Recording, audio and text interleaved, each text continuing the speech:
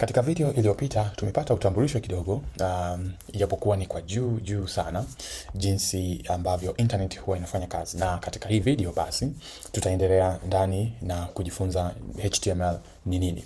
HTML ni kifupi cha Hypertext Markup Language. Ni maneno ya Kiingereza haya yanayomaanisha lugha inayotumika katika kutengeneza structure ya web page. Na HTML ni ya msingi sana kuifahamu kwa sababu yenyewe ndio inayotumika, ndio ina jukumu hilo la kuiandika structure ya web page. Ninavyosema structure, kwa upande wa binadamu unaweza ukafikiria mifupa inayotengeneza lile umbile la mwanadamu. Ndivyo ilivyo HTML katika website development. Sasa syntax au namna ya uandishi, kama tulivyokuwa na namna ya kutumia lugha ya kawaida, kwa mfano Kiswahili tuna namna ya kuitumia, tuna wakati uliopo, wakati ujao, wakati uliopita na vitu kama hivyo. Hali kadhalika katika computer programming au katika HTML napo pia tuna syntax. HTML ni language ambayo inatengenezwa kwa elements mbalimbali, na elements zina namna ya uandishi wake, na namna hiyo ni kwamba tutakuwa tukifungua element alafu tukiandika content katikati na tunafunga ile element, kwa maana ya kusema kuwa element hiyo imeishia hapo.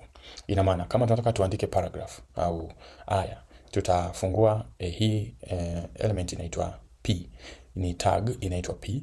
Hii p tag ndio inayotumika kutengeneza paragraph element, kwa maana kwamba tutafungua p, tutaandika content katikati, alafu tutaifunga kwa namna hii hapa. Hizi ni zile alama za ndogo kuliko na kubwa kuliko. Ukiziangalia vizuri katika keyboard yako utazikuta mara nyingi zinakuwa upande wa kulia chini. Na kwa mfano tukitaka kuandika h1 element, kwa maana ya heading element, tutaandika h1 alafu tutaiandika kama vile ilivyokuwa, lakini mara hii sasa tutaweka mkwaju kwa maana ya kuonyesha kuwa huu ndio mwisho wa hii heading element. Sio element zote zinafunguliwa na kufungwa kama hivi. Kuna element zingine ambazo zenyewe zinatumia tag moja tu ya kama image. Hauna haja ya kuja kufunga tena huku image, yenyewe itaandikwa tu hivyo. Lakini pia vile vile kuna break element, nayo pia ipo, tutajifunza nayo. Inaandikwa tu br ikiwa imezungukwa na alama ya ndogo kuliko na kubwa kuliko. Alama hizo zinatumika kuandika HTML elements katika HTML language. Katika video inayofuata sasa tutaenda kujifunza basic structure ya HTML.